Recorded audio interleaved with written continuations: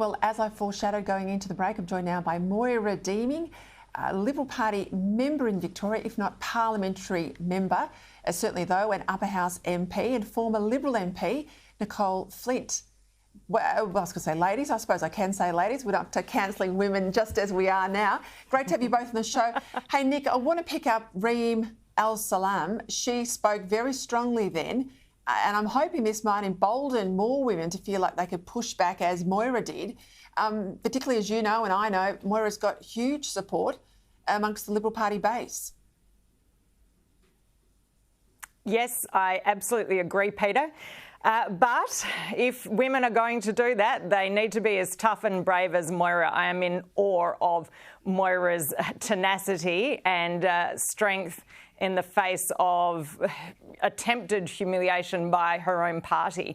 If that had happened to me, Peter, in my first year, not even a year into being a brand new MP, if I'd been kicked out of the Federal Liberal Party room, I don't know if I would have coped with that. So I'm in awe of Moira.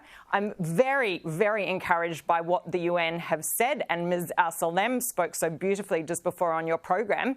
What we need to now see, Peter, is all of the global left, all the typical lefties, and people like John Pesutto, who I don't really think is a Liberal, actually take note of what she has said and adopt this, legislate for this. Like, the global left is so happy and ready and willing to jump on the bandwagon and legislate every single thing that comes out of the UN that usually I would vehemently disagree with. Let's see them stick up for women and implement the sort of protections and start standing up for women as Ms. Al-Salam has just suggested. Moira, I know you've had a rugged time in recent months, and certainly the events of the last 2 weeks, the formal expulsion, etc. But we all saw the support you got at the recent Liberal Party Victorian Council. People walked out in support of you. They spoke up very strongly. I know that there was a lot of feeling in the room, and it was certainly registered by the leadership group. Then you've had those comments, the statements first and the comments just on my program now from Reem. That's got to give you a bit of heart, doesn't it? It's almost as good as an exoneration. Look, it's vindicating, it's great, and it's not just wonderful for me.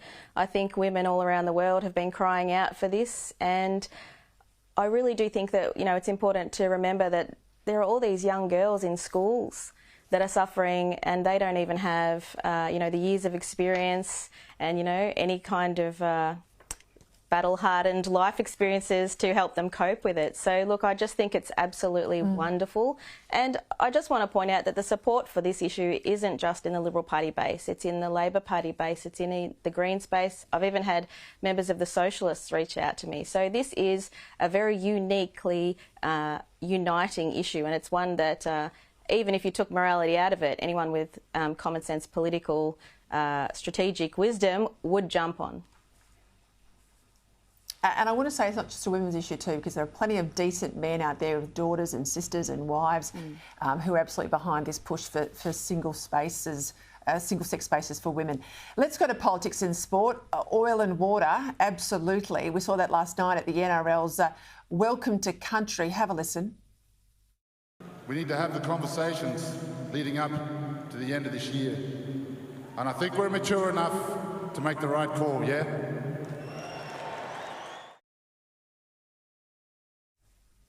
Nicole, are we going to see this at every sporting match between now and October?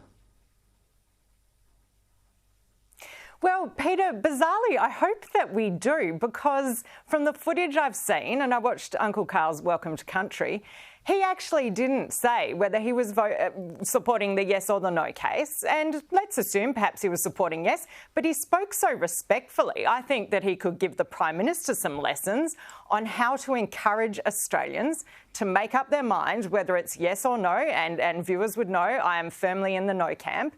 But we can have this conversation respectfully, and for the sake of the nation, we need to. So I actually thought it was it was an excellent statement by Uncle Carl, and I hope we see some more rational statements on this, just like last night, so that we bring the country together, not divide people, as the Prime Minister's trying to, if you're not voting yes. Moira, I'm going to get you put your old councillor hat on before you became an MP. A story today around local council secrecy. This has been found out via Freedom of Information, but Melbourne City Council paid a Labor strategist, a guy called Cos Samaras, he's a pollster, tens of thousands of dollars for polling advice. Now that's advice they now want to keep secret, excuse me. Now, if ratepayers are paying for this polling, this is not ASIO, this is a local council, surely ratepayers get to see those results. I agree with you, Peter. It's outrageous. And just because they're not releasing them to this FOI doesn't mean they're not using it in other ways that are inappropriate. Are these local government council candidates going to then use this information to run as state or federal candidates?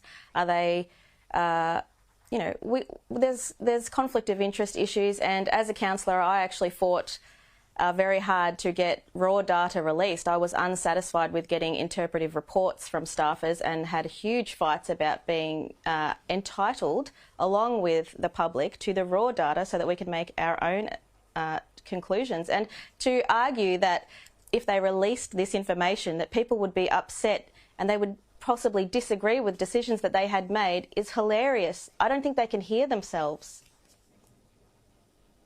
Just quickly, Moira, I mean, there's a lot of anger, which I've never seen in politics, about the decisions being taken at local council level, the waste, the entry of local councils into issues that belong in the remit of federal governments when all the basics are not being done properly.